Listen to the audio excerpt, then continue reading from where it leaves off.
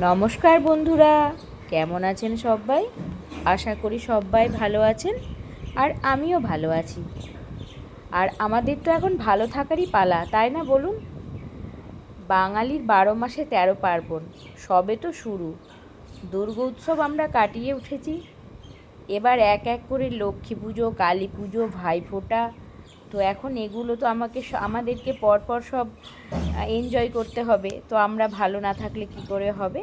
তো চলুন আমরা সকলেই এইভাবেই ভালো থাকবো। তো আজকে আমি আপনাদের জন্য নিয়ে চলে এসেছি একটি চাটনি রেসিপি, পেঁপের প্লাস্টিক চাটনি। তো এর জন্য পেঁপে তো অবশ্যই লাগছে। দেখুন আমি একটা এখানে পেঁপে নিয়ে নিয়েছি। এবার চলুন পেঁপেটাকে আমি কেটে নিই। এই যে পেঁপেটাকে নিয়ে আমি কাটতে বসে পড়েছি। তো দেখুন পেঁপেটার ভেতরে কিন্তু একটুও বীজ নেই। পেঁপেটার খোসাটা ছাড়িয়ে নিয়ে এবার আমি এটাকে খুব ছোট ছোট করে কেটে নেব। চলুন দেখে নিন আপনারা আমি কেমনভাবে পেঁপেটাকে কেটে নিচ্ছি চাটনির জন্য। তো এই দেখুন পেঁপেটা ছোট ছোট করে একদম পাতলা পাতলা করে টুকরো টুকরো করে নিচ্ছি। দেখুন আপনাদেরকে আমি বারবার দেখানোর চেষ্টা করছি যে আমি পেঁপেটা কিভাবে কেটেছি। আপনারাও ঠিক এইভাবে একদম পাতলা করে, যতটা সম্ভব পাতলা করে কাটবেন। আমি বটি দিয়ে কেটেছি, আপনারা যদি ভাবেন ছুরি দিয়ে কাটবো তাহলে সেটাও করতে পারেন। আমি বটিতে বেশি ভালো কাটতে পারবো, সেই জন্য আমি বটিতেই কেটেছি।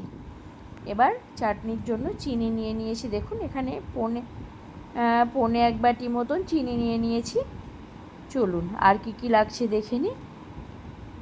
এখানে দেখুন আমি কিছুটা কাজু আর কিছুটা কিশমিশ এখানে নিয়ে নিয়েছি, এগুলো আমার চাটনিতেই লাগবে। তো চলুন এবার চাটনি রান্নাটা কিভাবে করছি আপনাদের সঙ্গে শেয়ার করি।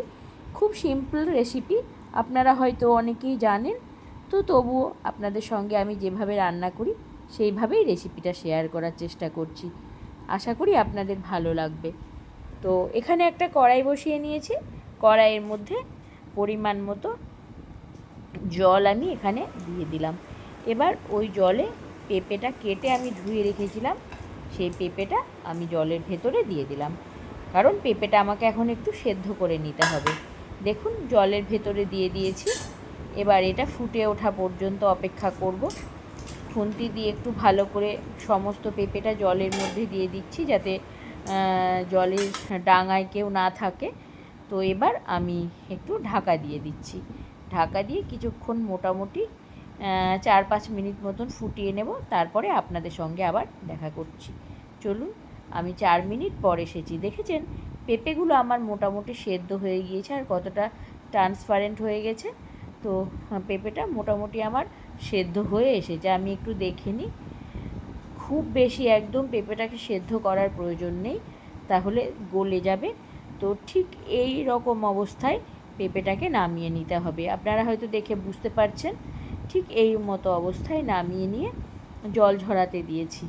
এবার কড়াই বসিয়ে দিয়েছি। সেই পৌনে 1 বাটি চিনি আমি কড়াইয়ের ভেতরে দিয়ে দিলাম। এবার আমাকে চাটনির জন্য শিরাটা বানিয়ে নিতে হবে।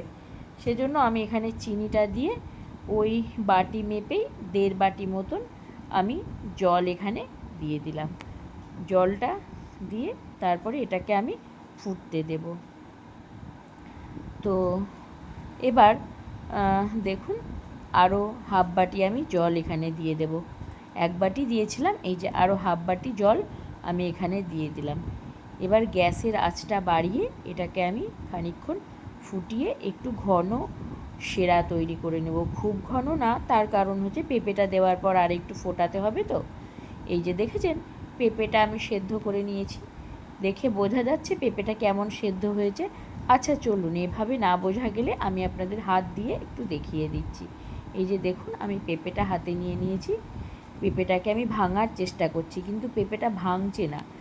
কিন্তু দেখুন ওই আমি দেখাচ্ছি, ওই দেখুন সেদ্ধ হয়ে গেছে।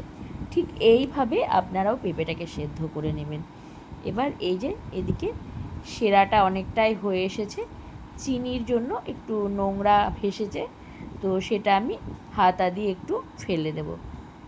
চিনিতে অনেক নোংরা থাকে, তো শিরা করার সময় এগুলো ভেসে ওঠে। তো একটু যদি এর ভেতরে আমি কাঁচা দুধ দিয়ে দিতাম না, তাহলে আরও হয়তো হতো, কিন্তু আমি এখানে কাঁচা দুধটা দিইনি। কারণ কাঁচা দুধটা ঘরে আমার ছিল না, সেজন্য আমি জাস্ট এমনি চিনিটাকে একটু ফুটিয়ে নিলাম। তাতেই দেখুন কতটা নোংরা ভেসে উঠেছে। তো এগুলো আমি যতটা সম্ভব হাতা দিয়ে দিয়ে তুলে বাইরে ফেলে দেব। দেখে বুঝতে পারছেন শিরাটা অনেকটাই ঘন হয়ে এসেছে। তো এইভাবেই শিরাটা আপনারাও তৈরি করে নেবেন। দেখুন বোঝা যাচ্ছে শিরাটা কেমন ঘন হয়েছে। এবার চলুন এর ভেতরে পেঁপেটাকে দিয়ে দিই। এই যে সেদ্ধ করে রাখা জল ঝরিয়ে রেখেছিলাম, পেঁপেটা এর ভেতরে দিয়ে দিলাম। এবার পেঁপেটা দেওয়ার পর একটু ভালো করে হাতা দিয়ে মিশিয়ে নেব। খুন্তি দিয়ে একটু ভালো করে আবার পেঁপেগুলোকে শিরার ভেতরে আমি ডুবিয়ে দেব, যাতে প্রত্যেকটা পেঁপের টুকরো শিরার সঙ্গে ডুবে থাকে। দেখে নিশ্চয়ই বুঝতে পারছেন। এবার চলুন একটু ঢাকা দিয়ে দিই। ঢাকা দিলে একটু তাড়াতাড়ি হয়ে যাবে। আমি ঢাকা দিয়ে দিয়েছি, ফুটুক। মোটামুটি মিনিট 5 পর আমি আবার এসে খুলব ঢাকাটা। ফুটতে দিয়েছি, গ্যাসের আঁচটাও আমি একটু বাড়িয়ে দিয়েছি। 5 মিনিট মতো পরে এসেছি। দেখুন শিরাটা অনেকটা গাঢ় হয়ে গিয়েছে, আর পেঁপের রঙটাও আরেকটু চেঞ্জ হয়ে গিয়েছে। আবার একটু খুন্তি দিয়ে আমি এটাকে মিশিয়ে দিচ্ছি। মিশিয়ে দিয়ে এবার দেখুন আরও একটু কিছুক্ষণ আমাকে এখন এটা রান্না করতে হবে, কারণ শিরাটা আরও একটু ঘন হবে। এখনও খানিকটা পাতলা আছে, আরও একটু ঘন হবে। এবার এখানে আমি অল্প একটু সামান্য স্বাদ মতো নুন আমি এখানে দিয়ে দিচ্ছি। নুনটা একদমই প্রথমটা অল্প দেবেন, কারণ চাটনিতে নুন বেশি হয়ে গেলে ভালো লাগে না। পরে যদি প্রয়োজন হয় আবার টেস্ট করে তখন দেবেন। দেখুন শিরাটা আমার আরও একটু ঘন হতে হবে। তো আবার একটু খুন্তি দিয়ে নুনটা দিয়ে আমি মিশিয়ে নিলাম। মিশিয়ে নিয়ে এবার এর ভেতরে আমি দিয়ে দেব সামান্য একটু চিলি ফ্লেক্স। তাতে কি হবে, একদম যে মানে মিষ্টি মিষ্টি ব্যাপারটাতে সামান্য একটু ঝাল, সামান্য একটু না থাকায় কিন্তু স্বাদটার অনেকটাই পরিবর্তন হবে এই চিলি ফ্লেক্সটা দেওয়াতে। তো আপনারাও চেষ্টা করবেন সামান্য একটু চিলি ফ্লেক্স দেওয়ার।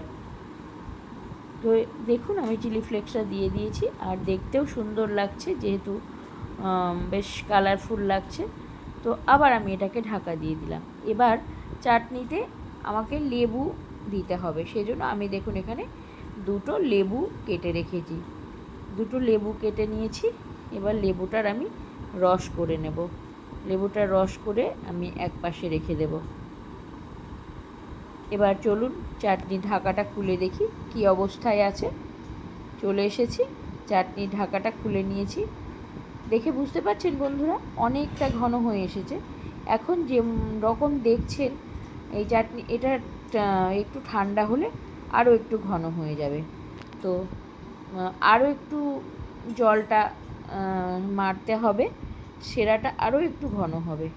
তো এইভাবেই আমি জাল করতে থাকবো। এইভাবেই বেশ কিছুক্ষণ এখনও জাল করব। আমি আর ঢাকা দিচ্ছি না এখন, যাতে ঢাকা দিলে শিরাটা ঘন হবে না চট করে, সেজন্য আমি আর ঢাকা দিচ্ছি না। এবার দেখুন অনেকটা ঘন হয়ে এসেছে, তাই না? বোঝা যাচ্ছে নিশ্চয়ই। ফুটছে দেখুন কত সুন্দর, আর চাটনিটাও কত সুন্দর। পেঁপেটা আরও বেশি ট্রান্সপারেন্ট হয়ে এসেছে, দেখে মনে হচ্ছে একদম স্বচ্ছ কাঁচের মতন ঝকঝক করছে, পুরো কাঁচের মতন, তাই না? তো পেঁপে চাটনিটা আমার মোটামুটি হয়েই এসেছে। এবার চলুন ফুটুক আর একটু কিছুক্ষণ, তারপরে আমি এবার এটাকে লেবুর রসটা দিয়ে দেব চাটনিটার ভেতরে। তার আগে আমি এখানে কাজু আর কিশমিশটা অ্যাড করে দিলাম।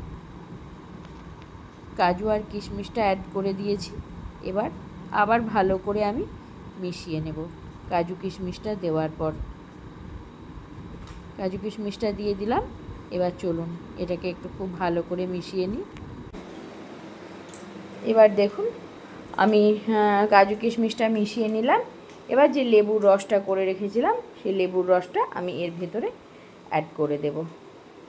তো আমার ভিডিওটা যারা দেখছেন তাদের সকলকে আমার অনুরোধ, ভিডিওটা একটা লাইক দিয়ে দেখা শুরু করবেন। এই যে লেবুর রসটা আমি এবার এর ভেতরে দিয়ে দিলাম। লেবুর রসটা দেওয়ার পর আমি আবার এটাকে ঢাকা দিয়ে খানিকক্ষণ রেখে দেব। ঠান্ডা হওয়ার পর অনেকটাই শিরাটা ঘন হয়ে আসবে। তো আমার চাটনিটা হয়ে গিয়েছে। আপনারাও এভাবে রান্নাটা করবেন, দেখবেন খুব ভালো লাগবে খেতে। তো আমার ভিডিওটি যারা দেখছেন তারা তো অবশ্যই আমার ভিডিওটিতে একটা লাইক করে দেবেন।